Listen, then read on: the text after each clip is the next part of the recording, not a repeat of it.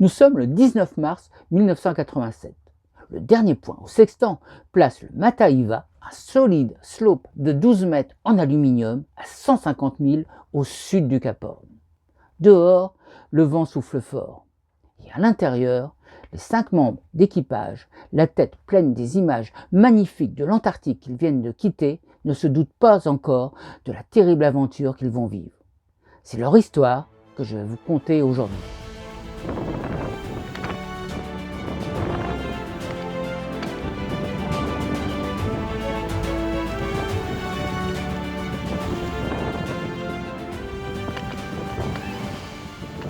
Le Mataiva, sous trinquette et quatri dans la grand voile, avance à 5 nœuds en tapant fortement dans les vagues. Mais cela n'inquiète personne, ils en ont vu d'autres avec ce bateau.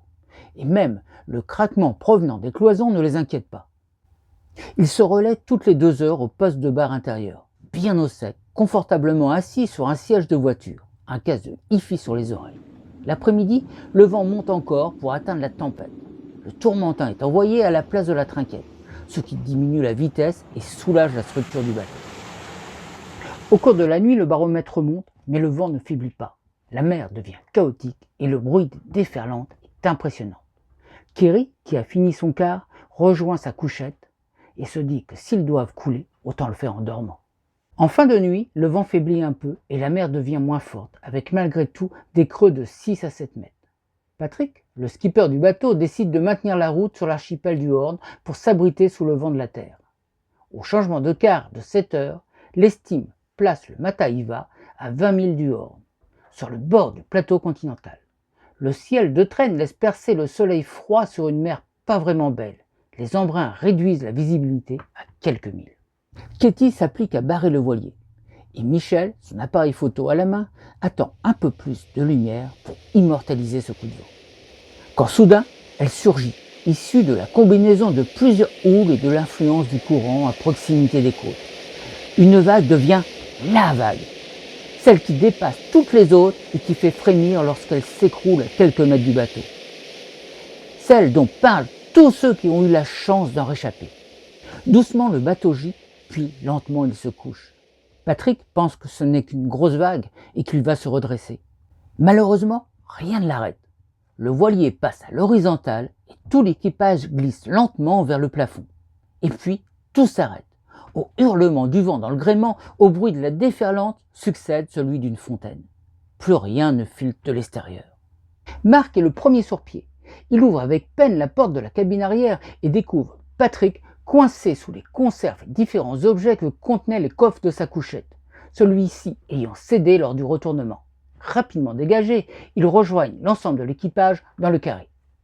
Il ne fait pas noir, une lumière verte irréelle filtre par les hublots. Le désordre est effroyable, les bacs contenant les produits frais et déshydratés se sont ouverts. La table à cartes a laissé échapper son contenu, le siège de quart au-dessus d'eux tombe en morceaux.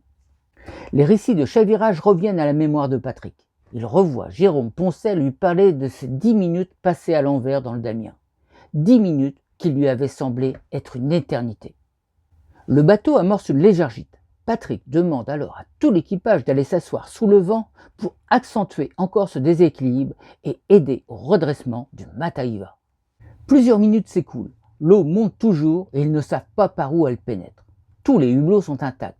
Cela fait maintenant 15 minutes qu'ils sont dans cette situation. Le Mataiva demeure désespérément stable, la quille complètement sortie de son puits, et ils ont donc 3 tonnes de lest à 3 mètres au-dessus de leur tête. Mais pour que le bateau se redresse, il faudrait que celui-ci gîte d'au moins 35 degrés, pour que le centre de gravité l'emporte sur le centre de carène. Patrick est le seul à oser regarder par les grands hublots du roof devenus désormais la coque. Des rayons de soleil se perdent dans les profondeurs. Le mât brisé et le reste des voiles se meuvent lentement dans le flou du monde aquatique, et il ne peut s'empêcher de trouver cela très beau, même s'il admire peut-être leur future sépulture. Une odeur de fioul de plus en plus tenace envahit l'habitacle, signe d'une fuite importante quelque part. Patrick, connaissant bien le bateau pour l'avoir fabriqué, va directement dans sa cabine où se trouve la durite de mise à l'air du réservoir. Effectivement, le carburant gicle sous pression par le tuyau.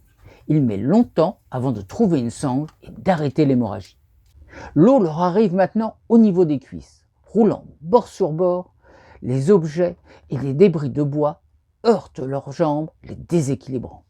Dehors, ils entendent gronder une déferlante.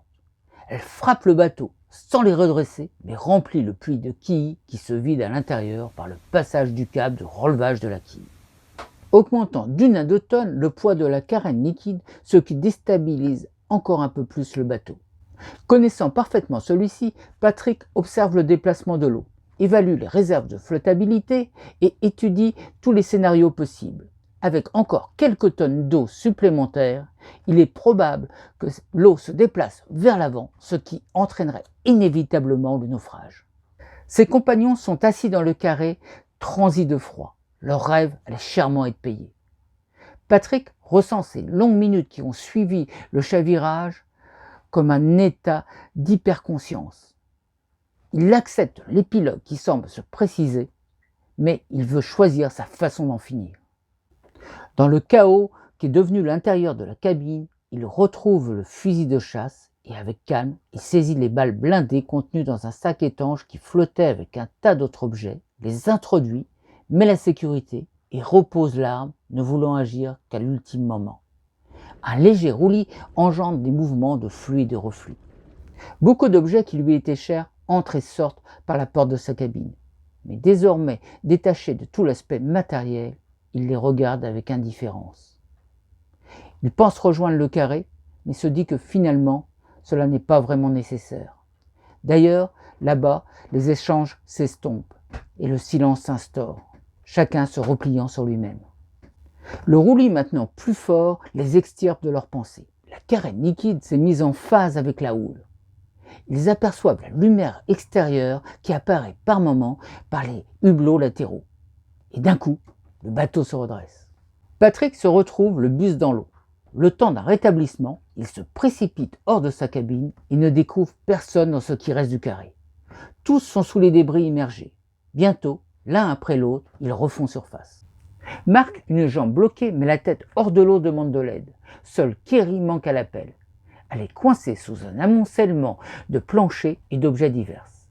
3 minutes sont nécessaires pour la dégager. Quand elle ressort, elle est à la limite de l'état de choc. Tous rassemblés autour du puits de quilles, les nerfs lâchent. Ils partent dans un rire nerveux. Mais désormais, l'action est de nouveau possible. Ils commencent à dégager l'eau, le bateau piquant dangereusement du nez. Les pompes se révèlent rapidement inefficaces, étant confrontées à de la boue pâteuse et non à de l'eau liquide. La bonne vieille technique du seau se révèle être bien plus efficace. Il leur faut 4 heures trempées des pieds à la tête dans un mélange d'eau et de fioul à 7 degrés pour accomplir cette tâche. Pendant ce temps, le vent est tombé et la mer n'est plus dangereuse. Des vêtements secs sortis de sacs étanches sont distribués.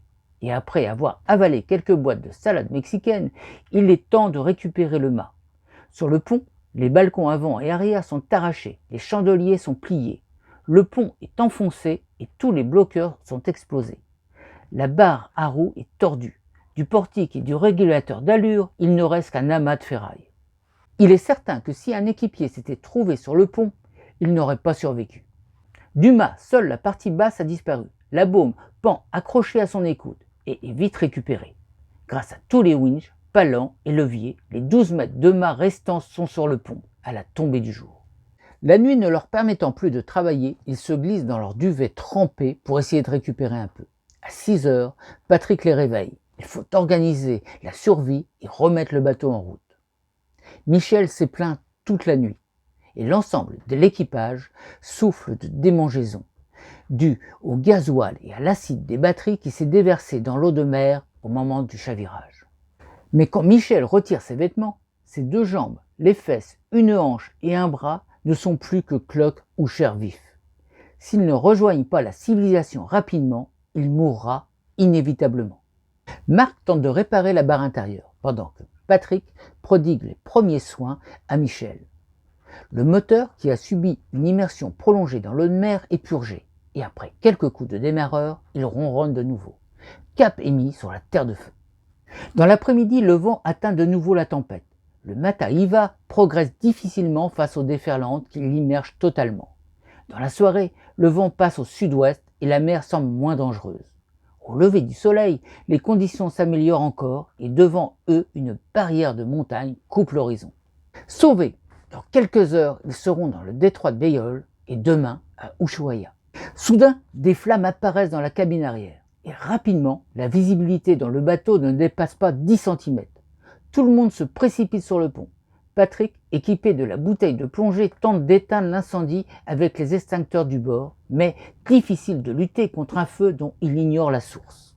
Face à cet échec, il décide d'obstruer les entrées d'air, dans l'espoir d'étouffer le moteur par le manque d'oxygène. Au bout de quelques instants, Patrick se risque à l'intérieur. Il découvre le compartiment moteur complètement détruit, mais l'incendie est éteint. Désormais, sans moyen de propulsion, le vent du sud-ouest et le courant portent le Mataiva à la côte. Tous se demandent si après un chavirage, un incendie, ils échapperont au naufrage. Kerry, Katie et Mark tentent d'établir un gréement de fortune avec la baume et le tangon, pendant que Patrick s'occupe du moteur. L'incendie est parti du démarreur, s'est propagé au câble électrique ainsi qu'à la mousse d'isolation et au durite du système de refroidissement du moteur, les détruisant totalement. Il faut absolument tenter de réparer, car même si grâce au gréement de fortune, ils ne risquent plus de s'échouer, ils font désormais route vers les Falklands, ce qui limite les chances de survie de Michel. Après avoir changé les durites du moteur en se servant des tuyaux récupérés dans la cuisine et les toilettes, Patrick entaille la poulie de l'alternateur pour y passer une corde. Il tire de toutes ses forces, mais la compression du moteur diesel est trop forte. Alors, avec l'énergie du désespoir, ils se mettent à 5 à tirer sur cette foutue corde. Et au troisième essai, le moteur démarre. À 4 heures du matin, le vent tombe complètement. Sur le canal de Beagle, qui ressemble à un lac, le bateau progresse à 4 nœuds. Et c'est au petit jour que le Mataiva s'amarre dans le port de Ushuaia. Michel est rapidement évacué vers l'hôpital et le reste de l'équipage savoure le plaisir de la terre retrouvée. Quant à nous les amis, il est temps de faire le bilan de cette histoire. Alors dans cette histoire, beaucoup de questions ont été posées au skipper du bateau. Première question qui lui a été posée, c'est pourquoi, plutôt que de continuer à avancer alors que le vent et la mer étaient démontés, n'a-t-il pas plutôt choisi de se mettre à la cape en attendant des conditions de météo qui soient meilleures, ou n'est-il pas parti à la fuite?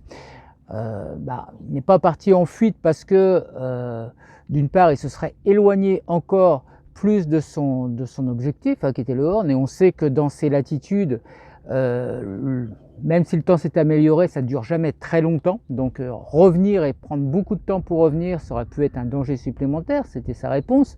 Ne pas se mettre à la cape, c'est parce que le bateau, c'est un bateau solide avec lequel il avait l'habitude de naviguer dans ces latitudes, et donc c'est un bateau qui avait subi bien plus fort que ça. Donc il s'est dit, je vais continuer comme ça, tant que ça peut avancer, il n'y a aucune raison de m'arrêter à la cape. Surtout que s'il était arrêté à la cape, il aurait présenté un peu son flanc aux vagues, et que si il s'était pris la vague, celle qui a renversé le bateau, de toute façon, il aurait certainement été retourné également.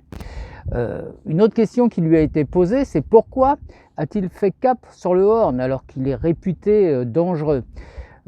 Tout simplement, sa réponse a été que le fait d'aller vers le Horn, il faut se rappeler qu'à l'époque, on n'avait pas de GPS comme aujourd'hui, lui permettait avec le radar de bien le caler. C'est des falaises très hautes, 350 mètres, qui apparaissent très bien au radar, ce qui permettait de se situer facilement, de savoir sa position de façon relativement précise.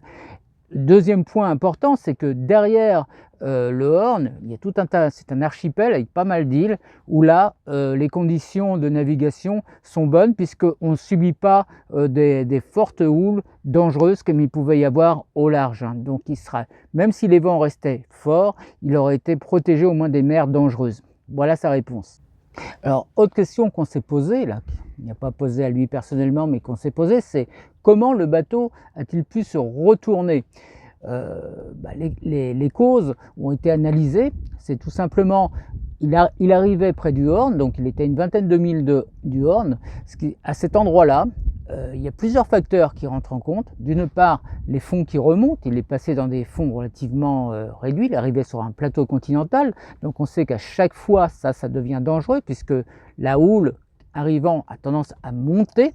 Ensuite, il y a eu un effet de courant, des courants qui contraient cette houle, hein, quand il est arrivé sur le Horn, sur ce plateau, le vent et le courant s'affrontaient. On sait ce que ça donne, hein. En général, la première vague arrive, est freinée par le courant, donc elle est ralentie. La vague qui la suit commence à rattraper la première, et ainsi de suite. Ce qui fait que ça monte des montagnes d'eau, comme ça, de plus en plus haut. Et si vous vous trouvez au mauvais moment, juste au moment où cette vague, qui commence à être énorme, déferle, vous êtes pris sur le côté et complètement retourné. Et là, peu importe le bateau. Alors, on s'est souvent demandé, est-ce que les quillards, étant freinés par la quille, vont faire la culbute plus facilement? Est-ce qu'il n'est pas mieux d'avoir un dériveur qui permet de glisser sur la vague?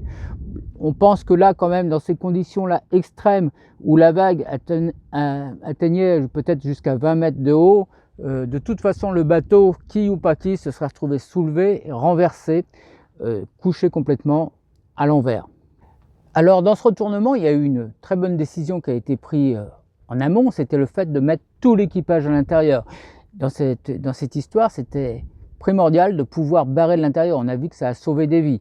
Si les personnes s'étaient retrouvées dehors, vu la force de l'impact qu'il y a eu avec la vague, tout a été cassé, hein, le portique, les balcons, tout a été éclaté, même la barre, tout ce qui se trouvait à l'extérieur a été complètement anéanti. Donc on imagine très bien que la personne qui serait trouvée dehors, de toute façon, aurait été blessée, morte. Son harnais, même s'il était attaché, serait certainement cassé.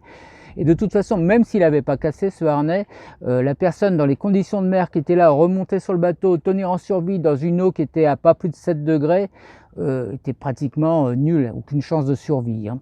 Donc ça, c'était important. Donc après, il faut savoir donc, que c'est de toute façon jamais le vent qui va renverser le bateau, hein, mais bien la mer. Et ça, il faut le garder bien en idée. Donc il est important de prévoir un système de barre intérieur ou tout au moins une commande à distance du pilote si vous avez un pilote électrique intérieur et ne pas avoir à sortir quand on est dans des conditions de mer pareilles. Alors il y a plusieurs points importants aussi qui ont été soulevés dans le bilan de cet accident qui ont permis une fin heureuse, je dirais. Ça a été le fait que déjà la coque était en acier, ce qui a permis de résister au coup de butoir du mât qui avait été qui se promenait là dans l'élément liquide et qui a tapé donc pendant les 3/4 d'heure qu'a duré ce retournement. Il a tapé sur la coque. Heureusement, coque en acier qui a parfaitement résisté au coup de butoir. Ils ont eu de la chance également, c'est que ce mât n'ait pas frappé un hublot en plexi qui aurait certainement explosé dans ces cas-là. Et donc là, ils auraient pu couler très certainement. Autre point important qui leur a permis de bien survivre, c'est que ils étaient donc à l'intérieur, mais que le bateau était parfaitement préparé pour un éventuel retournement. C'est-à-dire que toutes les prises d'air, manches à air pouvaient se fermer de l'intérieur, la porte était parfaitement étanche, les coffres étaient bloqués. Bon, on a vu que dans certains coffres, certains se sont ouverts quand même dans le choc, hein, ça n'a pas tenu les fixations, donc à vérifier. Les planchers n'étaient pas suffisamment tenus également, ce qui aurait pu avoir des conséquences, puisqu'il y avait une d'aile qui s'est trouvée coincée sous les planchers et qui aurait pu se retrouver noyée, hein. Ils ont réussi à le sortir, mais tout juste à temps. Donc bien prévoir, tout fermer, tout bloquer. Autre chose qu'ils ont relevé comme erreur, c'était le fait que les batteries n'étaient pas suffisamment fixées. Ça, on voit ça dans beaucoup des accidents qu'on a suivis. Bien penser à fixer les batteries, mais d'une façon vraiment efficace, solide. Pas éviter à surattacher s'il faut, car on voit que dans un retournement, des batteries de plusieurs dizaines de kilos arrachent facilement leur support. Et là, dans ce cas-là, l'acide des batteries s'étant déversé dans l'eau de mer, il y a eu vraiment des gros problèmes de brûlure qui a été pour Michel avec des conséquences quand même à long terme. Il a fallu un certain temps à l'hôpital pour qu'il arrive à repartir. Il était brûlé au 3e degré sur une grande partie de son corps.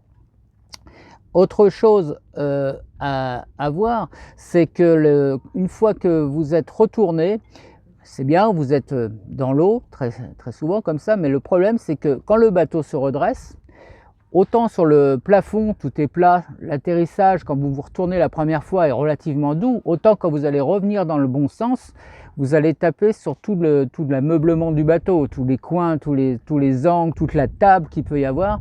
Et là, tous les escaliers, ça risque de faire très mal. Donc dans ces cas-là, toujours prévoir aussi le fait que le bateau se remette à l'endroit si possible. Essayez de vous colmater dans un endroit relativement restreint, fermé, pour pouvoir vous protéger. Si vous le pouvez, on ne peut pas toujours, parce qu'on voit que pour aider au retournement, très souvent, il est important de se mettre du côté à la gîte pour essayer d'accentuer la gîte, voire éventuellement même d'essayer de faire bouger en rythme avec la mer la carène liquide, c'est-à-dire se déplacer quand elle va à droite complètement, quand elle va à gauche, pardon, complètement à gauche, quand elle va à droite, complètement à droite, et bouger comme ça pour essayer de faire ce système de balancier pour que le bateau puisse se redresser beaucoup plus vite. Mais dans ces cas-là, dès que ça part, accrochez-vous à ce que vous pouvez parce que ça va être extrêmement violent. Voilà, donc pour finir, on voit que ça s'est passé très loin, dans des mers très difficiles, mais on n'est pas du tout à l'abri chez nous de vivre des choses pareilles. On n'a qu'à voir les histoires de mer déjà en ligne. On voit qu'il y a eu plusieurs fois des retournements avec des conséquences qui ont été mortelles dans certains cas. Donc se préparer au pire, c'est jamais trop. Même dans nos régions, il faut toujours prévoir qu'on peut être pris dans des conditions très difficiles, que ce soit en Manche, en Atlantique, il n'y a pas besoin d'en aller très loin. Retenir que le fait de, quand ça bastonne bien, éviter d'aller dans des zones où l'eau est moins profonde, parce que très souvent là ça déferle, la mer devient extrêmement dangereuse. Il ne faut pas hésiter à prendre le large pour se protéger, c'est souvent la meilleure chose à faire. Voilà, en tout cas j'espère que ça ne vous arrivera jamais et que votre bateau, de toute façon je suis certain, va être parfaitement préparé. Pour finir, je souhaite remercier tous les contributeurs qui ont permis la réalisation de cette vidéo, que ce soit sur YouTube ou sur Utip. Et puis je souhaite à tout le monde de super belles navigations et de bien profiter de la fin de cet été. Allez, à bientôt!